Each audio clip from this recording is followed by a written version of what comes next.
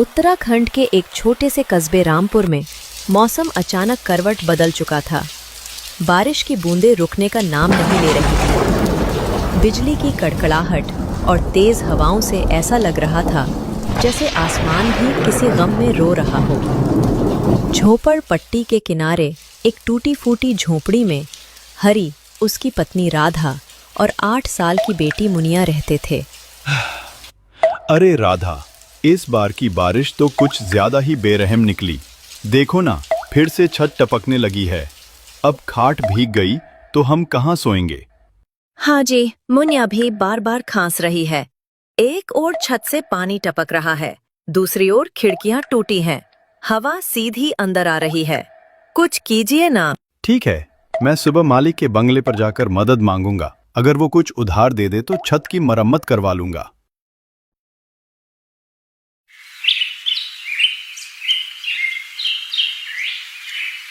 अगले दिन सुबह हरी अपने मालिक के बंगले पर पहुंचता है।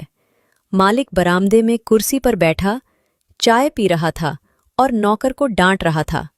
मालिक को दूसरे नौकर को डरता देख हरी सोच में पड़ जाता है। मालिक अभी बहुत गुस्से में है। अभी पैसे मांगू या नहीं? कहीं ये मुझ पर भी गुस्सा ना हो जाए। और तभी क्या चाहिए हरी? मालिक, पिछले 3 दिन से झोपड़ी में पानी भर रहा है। मुनिया को बुखार भी चढ़ गया है। छत और खिड़कियां टूट चुकी हैं। अगर कुछ पैसे उधार मिल जाए तो मैं मरम्मत करवा लूंगा और धीरे धीरे मेहनत से चुका दूंगा। उधार? तूने क्या चांदी का चम्मच लेकर पैदा हुआ है? पहले ही ज्यादा एहसान कर दिए तुझ पर। और सुन, अब तू काम पे मत आना। तुम जैसे लोग बरसात के कीड़े हैं, जितने कम हो उतना अच्छा।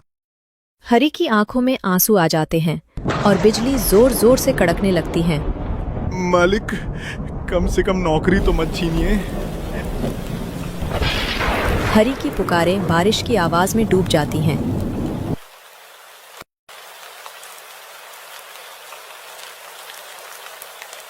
हरी पूरा दिन बारिश में इधर उधर भटकता है। लोगों से काम के लिए बहुत मिन्नतें करता है, लेकिन कहीं कोई काम नहीं मिलता। शाम तक वह वापस झोपड़ी लौटता है तो देखता है कि अंदर तक पानी भर चुका है। गुड़िया तेज बुखार में कांप रही थी। आप कहाँ रह गए थे? गुड़िया की हालत तो देखो, बुखार तो उतरने का नाम ही नहीं ले रहा। हाँ राधा, मुनिया को बुखार तो बहुत ज्यादा है, लेकिन मैं क्या करूं? मुझे मालिक ने काम से निकाल दिया और मेरी कोई मदद भी की। काम की तलाश में इधर उधर भटक रहा था, इसलिए आने में देर हो गई। जी, आप अपनी बहन सुमित्रा दीदी से कुछ पैसे उधार क्यों नहीं मांग लेते? वो आपकी बहन है, आपकी जरूर मदद करेगी। फिर पैसे आने पर हम लोग उन्हें लौटा देंगे। तुम ठीक कहती हो राधा। मैं अभी सुमित्रा दीदी के घर जाता हूं और कुछ पैसे उधार लेकर मुनिया के लिए दवा लेकर आता हूं। तब तक तुम मुनिया का ख्याल रखना। हरी की एक बहन थी, सुमित्रा, जो उसी गांव में रहती थी और बहुत अमीर थी। बारिश में भीगते हुए, कांपते बदन और सूजी हुई आंखों के साथ हरी अपनी बहन सुमित्रा के घर पहुंचा। सुमित्रा दीदी, ओ सुमित्रा दीदी। सुमित्रा, जरा दरवाजा खोलो। देखो जरा कौन है। हरी, तुम इतनी बारिश में यहाँ? क्या हुआ भाई, सब ठीक तो है ना? दीदी, दरअसल मेरी मुनिया की तबीयत बहुत खराब है। तुम कुछ पैसे मुझे उधार में दे दो। काम मिलते ही मैं तुम्हारे सारे पैसे चुका दूंगा। हाँ हरी, तू रुक, मैं तेरे जीजा जी से बात करती हूँ। सुमित्रा अंदर अपने पति के पास जाती हैं। इतनी बारिश में कौन आया है सुमित्रा? दरअसल हरी आया है, उसकी बेटी की तबीयत बहुत खराब है, तो उसे कुछ पैसों की जरूरत है। अगर आप थोड़े पैसे उसे दे देते तो वो मुनिया के लिए दवा ले आता। तुम्हारा भाई तो हर 4 दिन के बाद कुछ मांगने आ जाता है। उसे जरा भी शर्म नहीं आती क्या? इतना गिर गया है कि अब अपनी बेटी का बहाना बना रहा। ये क्या बोल रहे हैं आप? पैसे नहीं देने तो मत दीजिए, लेकिन ऐसी बात तो मत बोलिए। बाहर खड़ा हरी उन दोनों की बात सुन लेता है, और बिना बहन से मिले चुपचाप वहां से निकल जाता है।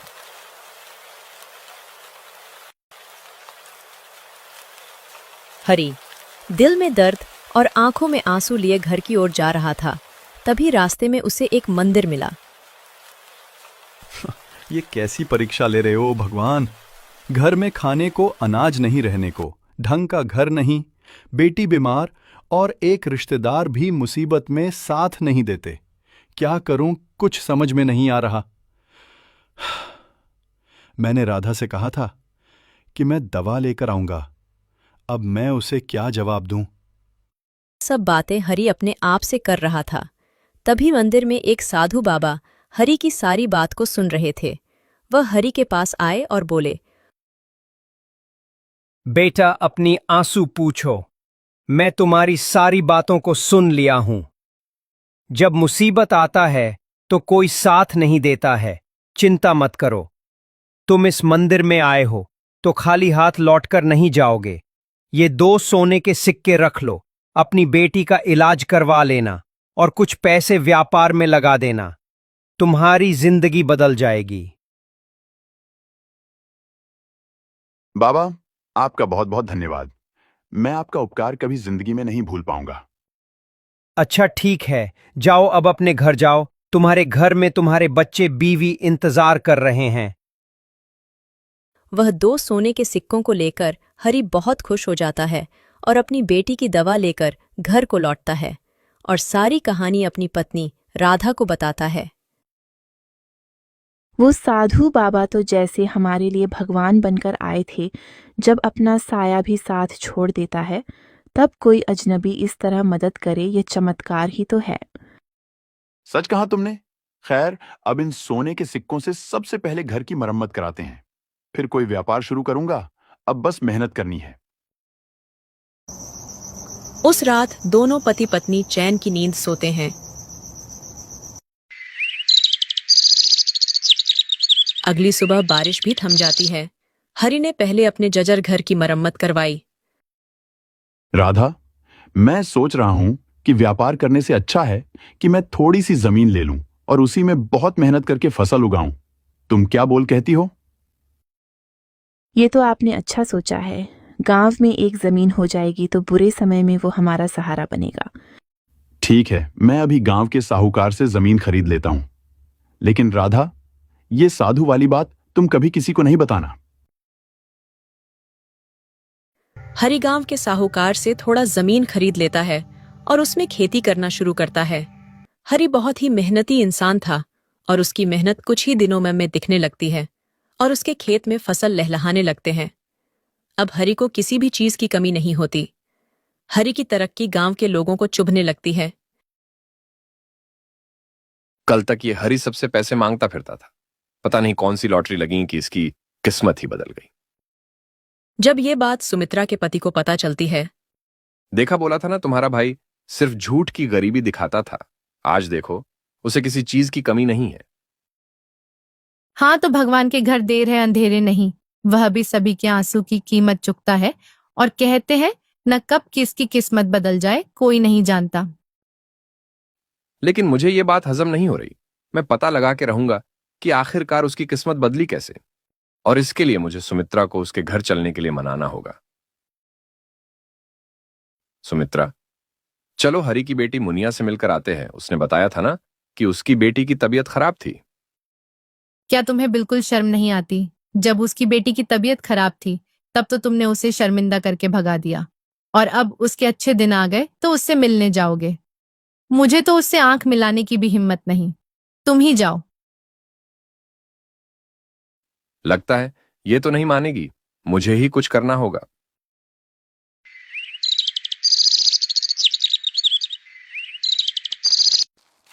सुमित्रा के पति मोहन को किसी भी तरह ये पता लगाना था कि आखिरकार हरी की किस्मत बदली कैसे। इसलिए वो सुबह होते ही हरी के मालिक राजाराम के घर जाता है। अरे मोहन, तुम आज इधर कैसे? बस आपका हालचाल लेने आ गया सेठ। वैसे मुझे आपसे ये जानना था कि आखिर आपने हरी को कितने पैसे दे दिए कि उसकी जिंदगी ही बदल गई। आखिर उसने ऐसा कौन सा आपका काम कर दिया? अरे मोहन, तुम ये क्या बोल रहे हो? मैंने तो हरी को कोई पैसे नहीं दिए। और उसे कब का काम से भी निकाल दिया है। वैसे ऐसा क्या कर लिया हरि ने? इसका मतलब कि सेठ जी आपको कुछ नहीं पता। क्या नहीं पता मोहन, मुझे बताओ। सेठ जी हरि के दिन बिल्कुल बदल गए हैं। उसने अपना घर पक्का का बनवा लिया, एक बड़ी जमीन लेकर उस पर अच्छी खासी फसल उगा रहा है और शहर के व्यापारियों को फसल बेच रहा। गांव का हर व्यक्ति यह जानना चाहता है कि हरि के हाथ कौन सा खजाना लगा है। ये सब तुम क्या बोल रहे हो मोहन? क्या सच में आपको कुछ नहीं पता? मुझे तो लगा कि शायद आपने उसकी इतनी मदद की है, इसलिए मैं आपके पास आया।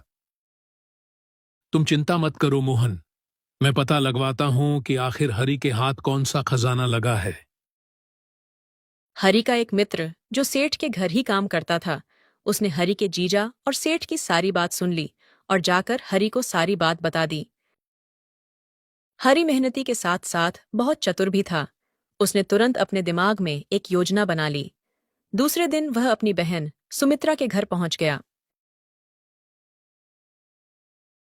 सुमित्रा दीदी। अरे हरि, मेरे भाई, तुम यहाँ? क्या दीदी, तुम्हें मेरी कभी याद नहीं आती क्या? नहीं भाई, ऐसी कोई बात नहीं, बस तुझसे नजर मिलाने की हिम्मत नहीं हो रही थी। अरे दीदी, तुम वो क्या पुरानी बातें लेकर बैठी हो? सुमित्रा का पति दूसरे कमरे से उन दोनों की सारी बातें सुन रहा था और हरि उससे सुनाते हुए बोलता है। वो सब छोड़ो दीदी, तुम्हें मैं ये बताने आया हूं कि मेरी तो किस्मत ही बदल गई है। हाँ भाई, मैंने सुना कि अब तुम्हें किसी चीज की कमी नहीं है, और मैं तो भगवान का बहुत शुक्रिया अदा करती हूँ कि मेरे भाई को कभी किसी के आगे हाथ नहीं फैलाना होगा। दीदी, तुम ये नहीं पूछोगी कि आखिर मेरी किस्मत बदली कैसे? चलो मैं ही बता देता हूं दीदी।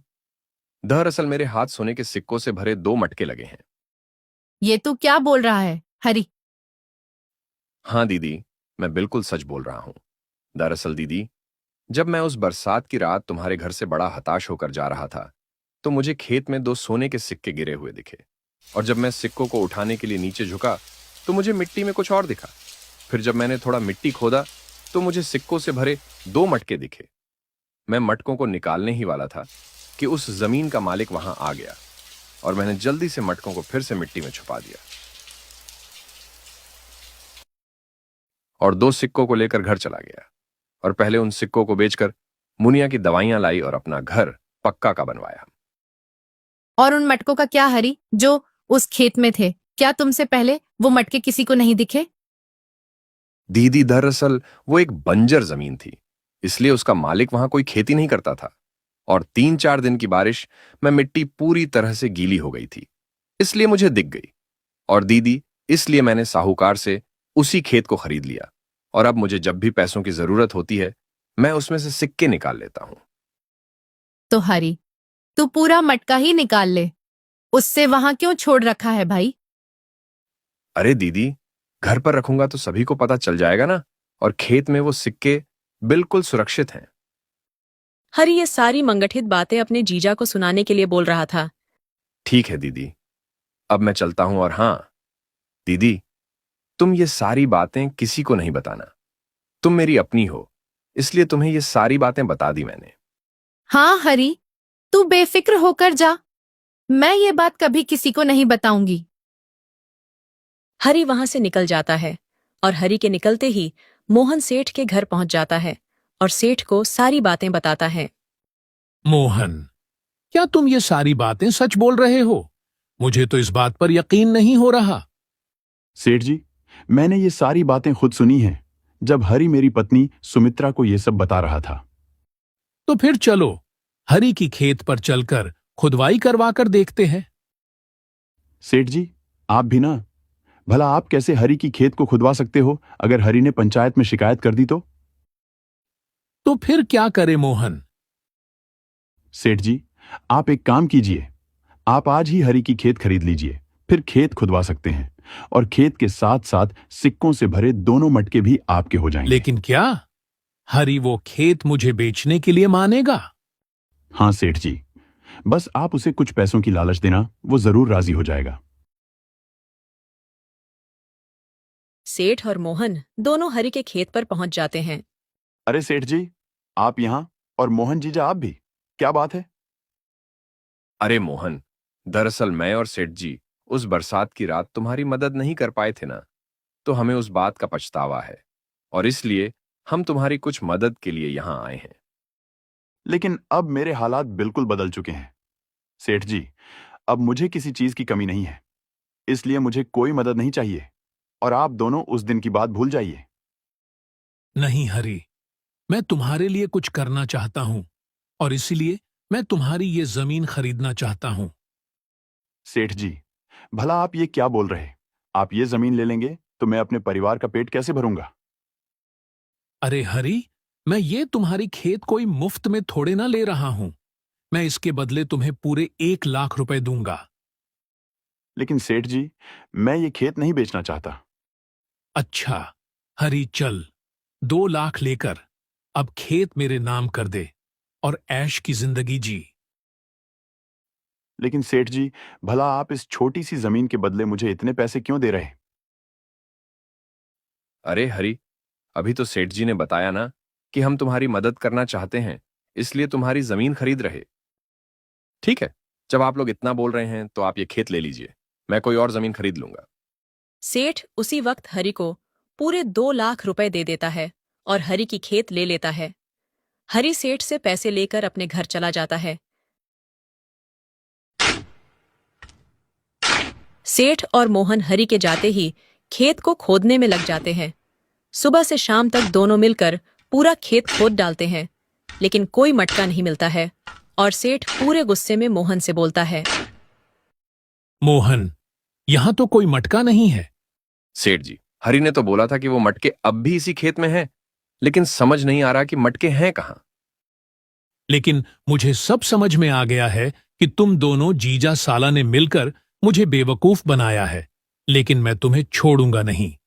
सेठ जी, आप गलत समझ रहे, मैंने कुछ नहीं किया है।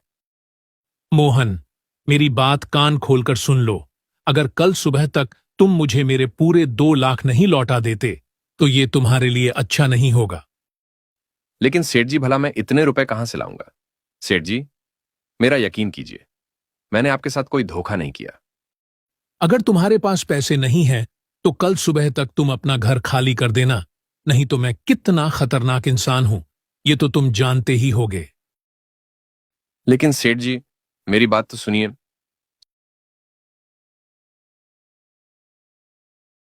बड़े दुखी मन से मोहन अपने घर आता है।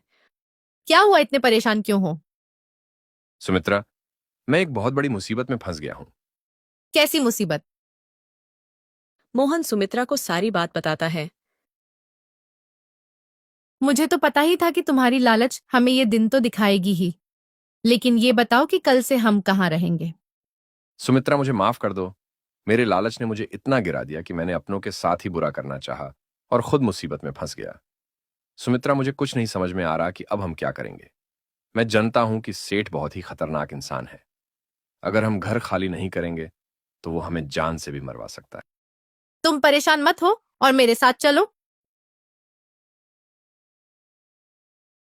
सुमित्रा और मोहन उसी रात हरि के घर के लिए निकलते हैं और तभी जोर की बारिश होने लगती है।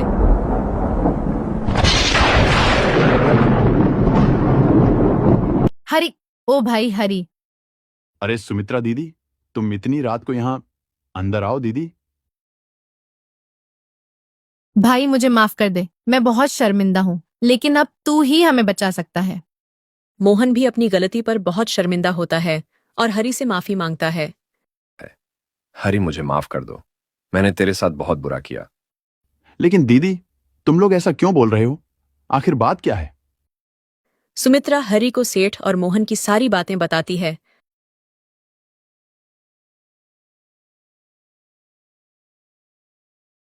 मेरी बात तो सुनिए।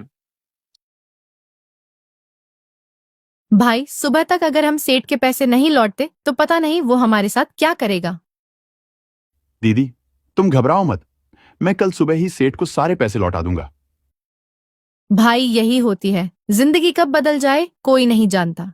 एक बरसात की रात तू हमारे दरवाजे पर आया था, लेकिन हमने तुम्हारी मदद नहीं की थी, और एक बरसात की रात हम तेरे दरवाजे पर मदद के लिए आए और तू बिना कुछ सोचे समझे हमारी मदद के लिए तैयार हो गया। यही फर्क होता है एक गरीब और अमीर में।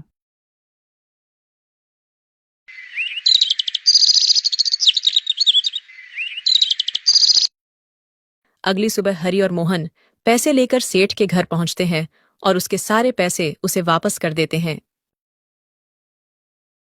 सेठ जी, ये लीजिए आपके पूरे 2 लाख रुपए, और अब मोहन जीजाजी को छोड़ दीजिए। लेकिन हरि, तू क्यों पैसे लौटा रहा? मोहन तो तेरे साथ कितना गलत करना चाहता था और तू उसकी मदद कर रहा। सेठ जी, मोहन जीजाजी को अपनी गलती का एहसास हो गया, यही बहुत है। सच में हरि, तू एक मेहनती ही नहीं बल्कि एक नेक इंसान भी है। इसीलिए मैं तेरी जमीन तुझे वापस करता हूं। जा, आज से वो खेत फिर से तुम्हारी। क्या आप सच बोल रहे सेठ जी? हाँ हरि, और जब कभी भी कोई जरूरत हो मेरे पास आ जाना। हरि और मोहन खुशी खुशी अपने घर की ओर निकल जाते और तभी जोर की बारिश होने लगती है। मोहन जीजाजी, एक वो बरसात की रात थी जिस दिन मुझे बहुत डर लग रहा था, और एक आज की बरसात है जिसे देख मैं बहुत खुश हूं। हाँ हरि, ये सब बस समय का फर्क है। जब दिन अच्छे नहीं होते तो कुछ अच्छा नहीं लगता, और जब दिन अच्छे होते हैं सब कुछ अच्छा लगता है।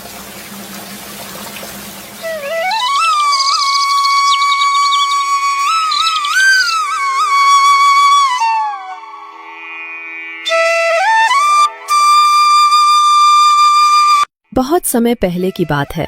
एक गांव में गोपाल नाम का किसान रहता था। परिवार में उसकी पत्नी और 2 बच्चे, यही उसका संसार था। गुजारा करने के लिए वो अपने छोटे से खेत में फसलें उगाता था और उन्हें बेचकर अपना और अपने परिवार के लिए 2 वक्त का खाना जुटा पाता था।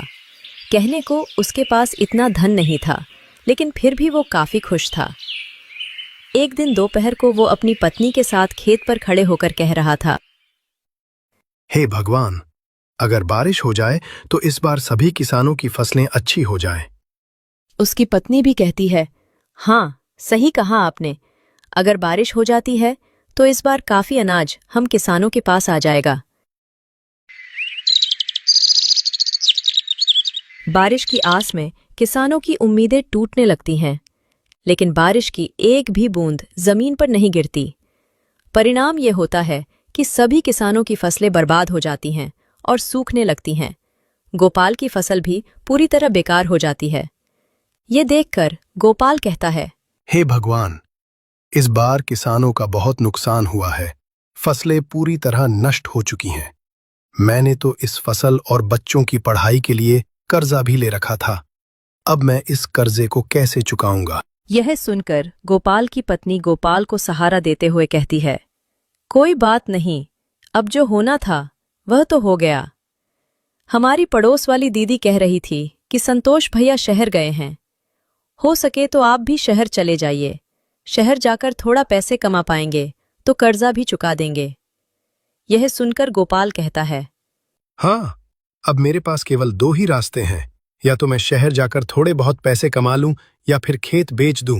लेकिन मैं खेत बेचना नहीं चाहता, क्योंकि हमारे पालन पोषण का यही एकमात्र सहारा है।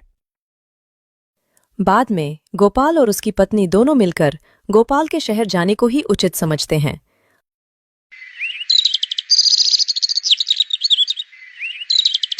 अगली सुबह गोपाल शहर जाने की तैयारी करता है। वो अपनी पत्नी से कहता है, सुनो, मैं खाली हाथ शहर जा रहा हूं। कोशिश पूरी करूंगा कि कहीं अच्छा सा काम ढूंढ लूं और थोड़ा बहुत पैसा कमा लूं। जैसे ही कुछ पैसे हो जाएंगे मैं तुम्हें खर्चे के लिए भिजवा दूंगा।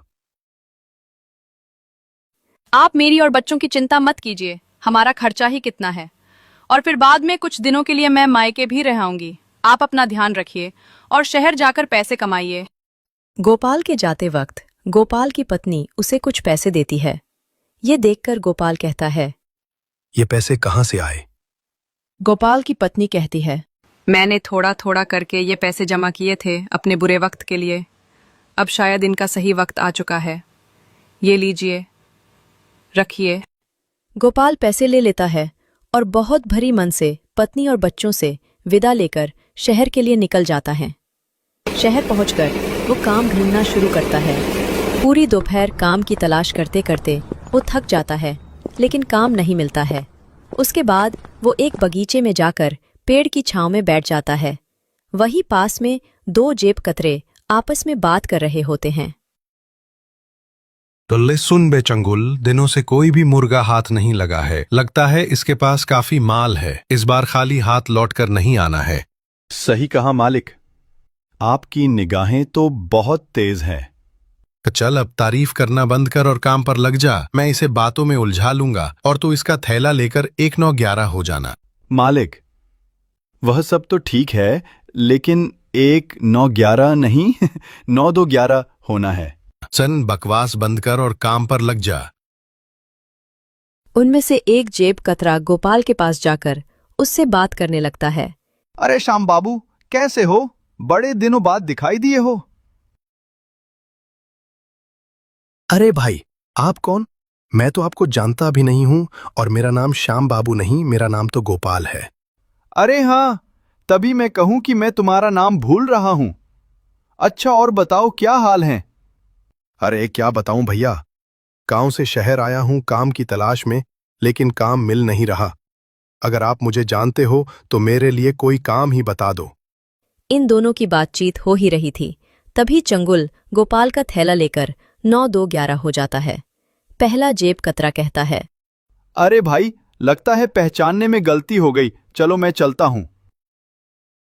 अजीब लोग हैं शहर के, पहले खुद ही जान पहचान का दिखावा करते हैं और बाद में खुद ही अनदेखा करने लगते हैं। इतने में गोपाल की नजर अपने थैले की ओर पड़ती है, लेकिन वहां पर थैला न देखकर वो काफी निराश हो जाता है और कहने लगता है, शहर के लोग तो बड़ा ही निर्दय है, गरीब के थैले को भी नहीं छोड़ते। गोपाल भगवान से प्रार्थना करता है, हे प्रभु, अब आप ही आगे का रास्ता दिखाई। थोड़ी देर में रात हो जाती है। गोपाल के रहने खाने का कोई इंतजाम नहीं था। वो काफी परेशान इधर उधर घूमता रहता है। रास्ते में उसे एक गरीबों की बस्ती दिखती है। वो उसी ओर जाता है। एक झोपड़ी के पास जाकर वो आवाज लगाता है, कोई है? अंदर कोई है क्या? झोपड़ी में से एक बुढ़ी अम्मा निकलती हैं। कौन है? तुम कौन हो बेटा? बुढ़ी अम्मा को देख पहले तो गोपाल चुप रहता है और सोचता है कि मदद मांगू या नहीं, लेकिन बुढ़ी औरत के बार बार पूछने पर गोपाल बोलता है, अम्मा, मैं बहुत दूर गांव से काम की तलाश में आया हूँ और 2 चोरों ने मेरा सारा सामान चोरी कर लिया। सुबह से भूखा इधर उधर घूम रहा हूँ और मैं इस शहर में किसी को जनता भी नहीं जिससे मदद मांगू। कोई रहने का ठिकाना भी नहीं है। अम्मा, क्या सिर्फ आज की रात आपकी झोपड़ी में रुक सकता हूँ क्या? सुबह होते ही मैं अपने रहने का ठिकाना ढूंढ लूंगा। आओ बेटा, अंदर आओ। बुढ़ी अम्मा गोपाल कुछ खाने को देती हैं और खाना खाने के बाद गोपाल के मन में अम्मा को लेकर जितने भी सवाल उठ रहे थे, सबके सवाल पूछने लगता है। अम्मा, क्या आप अकेले रहते हो? आपको डर नहीं लगता? और अम्मा, अपने मुझ पर एक बार में ही विश्वास कर लिया? इस तरह तो कोई भी चोर आपके घर आ सकता है। हाँ बेटा, मैं यहाँ अकेले ही रहती हूँ और यहाँ के लोग बहुत अच्छे, सब मेरी मदद करते हैं। रही बात तुम पर विश्वास की, तो तुम ही बताओ बेटा, मेरी झोपड़ी में चोरी करने लायक कौन सी चीज है? इसी तरह कुछ देर की बातचीत के बाद बुढ़ी अम्मा बोलती हैं, बेटा अब तुम सो जाओ, मैं कल तुम्हें मोहन के पास ले चलूंगी, वो तुझे कुछ न कुछ काम जरूर दिलवा देगा। गोपाल एक कोने में आराम से सो जाता है।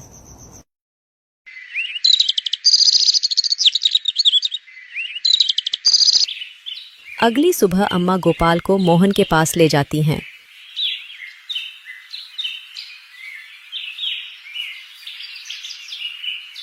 राम राम अम्मा, कैसे हो?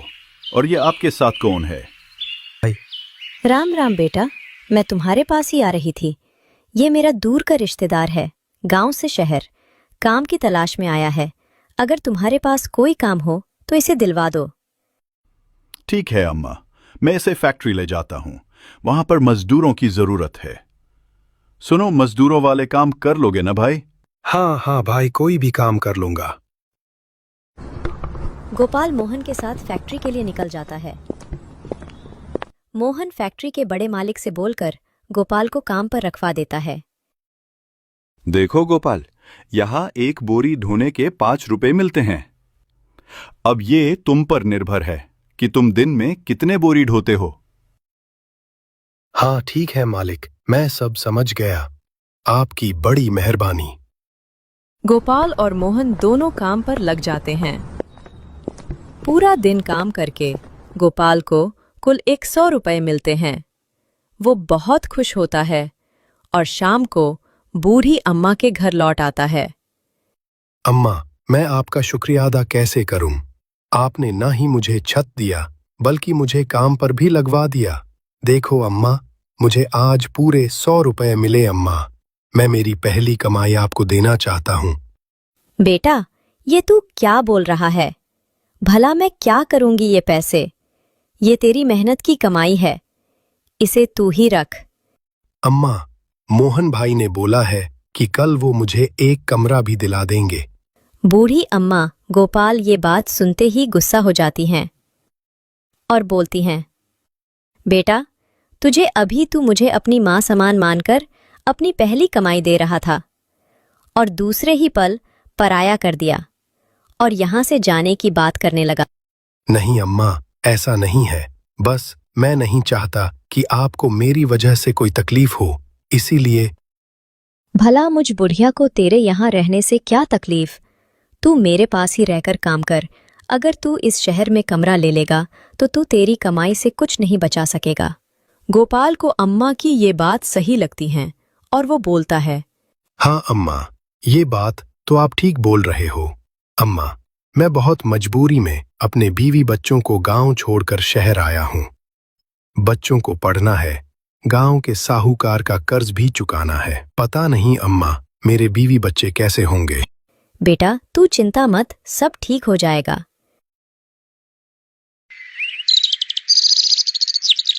दूसरी तरफ गोपाल की पत्नी अपना और बच्चों का पेट पालने के लिए अपने ही खेत में बहुत मेहनत करके थोड़ी बहुत सब्जियां उगा रही थी और उन सब्जियों को बेचकर कुछ पैसे कमा लेती थी।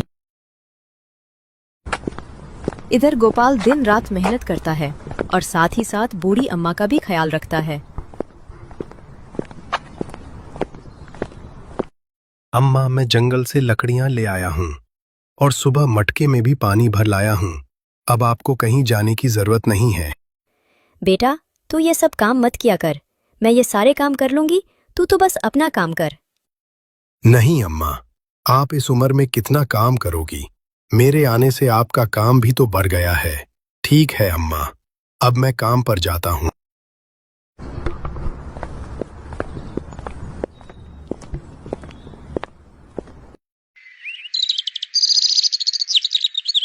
कुछ महीने ऐसे ही चलते हैं। गोपाल अच्छे खासे पैसे जोड़ लेता है और एक दिन अम्मा को बोलता है, अम्मा, मैंने अब इतने रुपए जमा कर लिया है जिससे साहूकार का कर्ज उतर जाएगा और 2-3 महीनों का घर खर्च भी निकल जाएगा।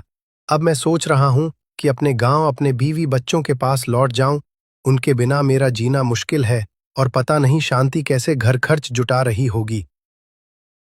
हाँ बेटा, तू ठीक सोच रहा। अब तुझे गांव लौट जाना चाहिए, बच्चे तेरा इंतजार कर रहे होंगे। लेकिन अम्मा, मैं अकेले गांव नहीं जाऊंगा। आप भी मेरे साथ मेरे घर चलोगी और अब आप हमारे साथ ही रहोगी। ये तू क्या बोल रहा है बेटा? भला मैं तेरे साथ? अम्मा, अब तक आपने जो कहा मैंने आपकी सारी बात मानी, अब आप मेरी सारी बात मानेगी। लेकिन बेटा। लेकिन कुछ नहीं अम्मा, आप अपना जरूरी सामान बांधो, हम कल सुबह ही गांव के लिए निकलेंगे। गोपाल की जिद के आगे अम्मा कुछ नहीं कह पाती और अगली सुबह दोनों गांव के लिए निकल पड़ते हैं। रास्ते में उन्हें मोहन मिलता है। अरे गोपाल भाई और अम्मा, तुम दोनों बोरिया बिस्तर लेकर कहाँ जा रहे हो? मोहन भाई, सबसे पहले तो आपका बहुत बहुत धन्यवाद जो आपने मुझे काम दिलवाया, और दूसरी बात कि मैं अम्मा को लेकर अपने गांव जा रहा हूं। अब अम्मा हमारे साथ ही रहेगी। ये तो बहुत अच्छा काम कर रहे हो गोपाल। चलो ठीक है, खुशी खुशी जाओ। शाम को गोपाल और अम्मा गांव अपने घर पहुंचते हैं। गोपाल के बीवी बच्चे उसे देखकर बहुत खुश होते हैं। गोपाल बूढ़ी अम्मा के बारे में सब कुछ शांति को बताता है। शांति भी बूढ़ी अम्मा का बहुत धन्यवाद करती है और अब सब खुशी से रहने लगते हैं। बच्चे बूढ़ी अम्मा के साथ बहुत अच्छी तरह से घुल मिल जाते हैं। अम्मा भी अब उनके साथ बहुत खुश थीं।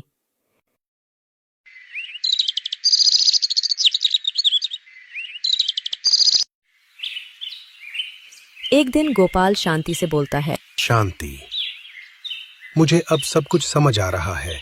मेरा शहर जाना, वहां जाते ही मेरा सामान चोरी होना और फिर मेरा बूढ़ी अम्मा के घर जाना, ये सब भगवान के रचाए खेल थे ताकि बूढ़ी अम्मा को एक परिवार मिल जाए और हमें एक माँ। भगवान के खेल को कोई नहीं समझ सकता।